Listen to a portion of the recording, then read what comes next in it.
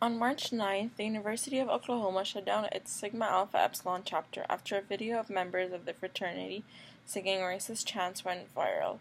Over the past few weeks, there has been a large debate and discussion on the culture of the fraternity. In order to take a stand in this debate, one must be familiar with the ethical duties and responsibilities of the Sigma Alpha Epsilon chapter. The chapter's creed and mission should be a good place to start for looking for the set of values and moral beliefs of the organization. The creed is titled True Gentleman and contains phrases such as goodwill, acute sense of propriety, rights and feelings of others, honor is sacred, virtue is safe.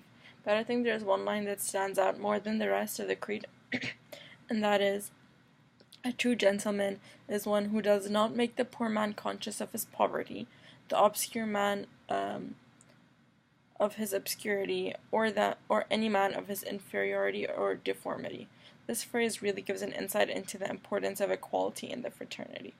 The mission of the fraternity is to promote the highest standards of friendship, scholarship, and service based on the ideals set forth by the founders. Individuals and organizations, whether they are leaders or not, which in return creates an ethical organizational culture. The leaders or founders of the organization create this culture by exhibiting the type of behavior that they would like to see, and the organization then reinforces these behaviors by rewarding individuals who exhibit the values and morals that coincide with the organization's code of ethics and ethical standards, or in this case, the creed and the mission of the fraternity. This concept can be applied to the case in two ways. First, when it comes to the chapter, it is evident that the members of this fraternity do not give much importance to equality as suggested by the racist chants. The small portion of research that I've done suggests that this is not the first time that Sigma Alpha Epsilon chapter has been accused of this sort of thing, which begs the question. Is this racism coming from the culture of the organization, or is it specific to a few students who were in the video?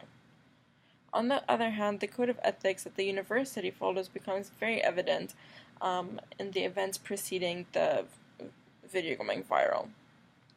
The president immediately shuts down the chapter and expels 2 students, and as of Wednesday, the president has confirmed that there are no more students who will be expelled out of the university. It becomes very clear that the university's code of ethics and standards does not allow for an organization to exist with such corrupt ethics and ethical standards. Is there any evidence to suggest that cultural, individual, and organizational factors contributed to the moral silence, deafness, or blindness? I'm not really sure. I think that the biggest question I have is about the origin of the video. Who posted it? Why did they post it? What were their intentions? In all the articles I read, there was no mention of the origin of the video. Did the person mean to blow the whistle? Did they fail to see the significance of the subject matter? Did they think it was a funny thing? There are so many unanswered questions. Before Wednesday, there was still speculation over whether or not any more individuals would be expelled. Many may have claimed to not have taken part in the chant, but those individuals are equally to blame. The students who failed to report this incident are guilty of moral silence. If some students did report this to the leadership within the organization, or anyone who would listen basically, then those individuals are guilty of moral deafness, failing to hear the bad news and acknowledge the flaws.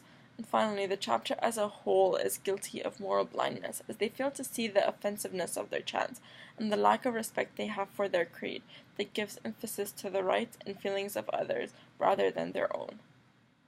The National Fraternity has taken a few measures since the scandal, all towards an initiative to combat instances of racial discrimination and insensitivity. First, they are appointing a Director of Diversity and Inclusion. The organization is also mandating that all of its members participate in diversity education. The fraternity is also setting up a toll-free line in which members of the fraternity can call in to report troubling behavior, and this gives the members a way to confront ethical transgressions. All of these changes will be supervised by the National Advisory Committee for Diversity and Inclusion.